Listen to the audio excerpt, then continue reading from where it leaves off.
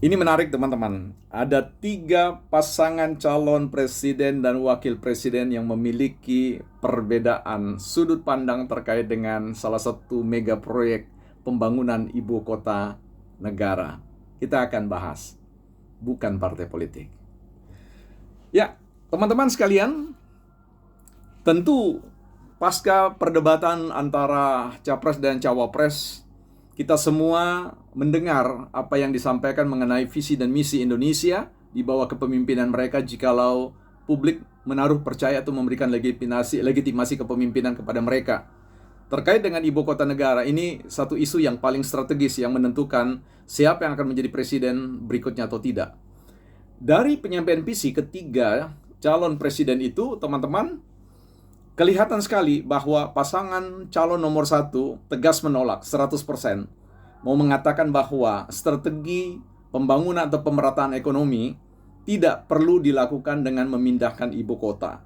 Tetapi cukup dengan membuat atau membangun 40 ibu kota ibu kota daerah maksud saya, sekelas Jakarta. Nah, yang menjadi menarik di sini teman-teman adalah mari kita berhitung terkait dengan pembangunan ibu kota, pembangunan daerah-daerah yang sekelas dengan Jakarta, ibu kota itu, kita harus lihat dari perspektif anggaran. Dari perspektif misalkan kita kaji dari anggaran pendapatan belanja daerah yang besarannya adalah sampai hampir 80 triliun.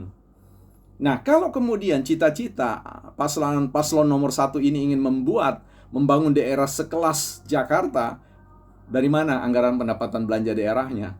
Didapat 80 triliun, katakanlah demikian, dikali 40 ada angkanya 3.000-an triliun, 3.200-an triliun. Itu bukan sedikit, teman-teman.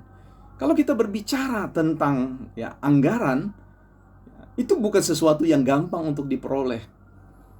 Nah, mari kita lihat, lantas IKN-nya mau dikemanakan? Ditinggal?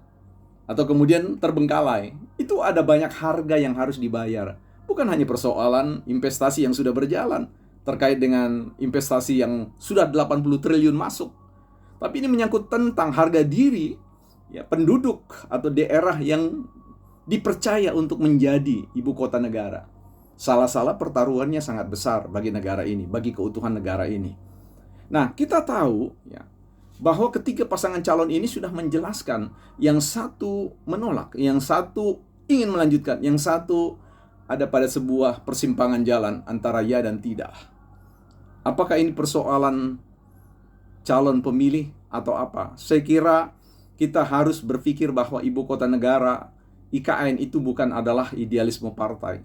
Itu bukan idealisme tentang politisi. Itu harus menjadi cita-cita kita bersama.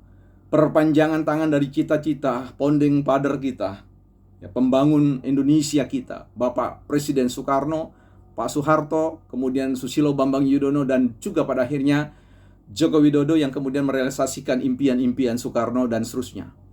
Nah, jadi keberlanjutan sustainability itu merupakan harga yang harus kita perhatikan. Saya sih berharap bahwa sebenarnya isu IKN itu sebenarnya semua pasangan calon perlu mendukung, memberikan konfirmasi, afirmasi, dan mendeklarasikan bahwa kalau mereka terpilih, semua ketiga calon itu mengatakan akan melanjutkan IKN. Ini pasti menarik tapi sayangnya sudah ada polarisasi seperti itu. Nah, kita harus melihat bahwa keberadaan ibu kota itu yang nanti akan berubah dari otoritas IKN menuju pemerintah daerah khusus atau Pemdus Jadi pemerintahan khusus itu, ini akan menarik. Kita akan punya satu ibu kota yang sangat prestisius, yang akan menjadi kebanggaan karena ini merupakan smart city, green smart city Jadi bagaimana kota cerdas dan hijau yang kemudian dengan boleh dikatakan akan menjadi salah satu referensi atau rujukan pembangunan kota-kota di dunia. Dan kabarnya bahwa mereka-mereka yang bisa bekerja di situ tidak harus menjadi orang yang berstatus aparatur sipil negara. Jadi ada orang-orang yang memang punya kompetensi, apakah dari pihak swasta, bisa menjadi salah satu pemimpin atau katakanlah mereka akan dipekerjakan sebagai tim-tim ahli yang tidak harus direkrut dari internal aparatur sipil negara. Jadi ini akan menjadi pertaruhan yang sangat menarik, teman-teman. So, bagaimana? Apakah kita ingin membuat Indonesia ini sebagai sebuah pilihan partai semata-mata? Saya kira kalau itu terjadi, maka kita sedang mendorong Indonesia pada satu sisi yang berbahaya, pada satu tepi yang berbahaya.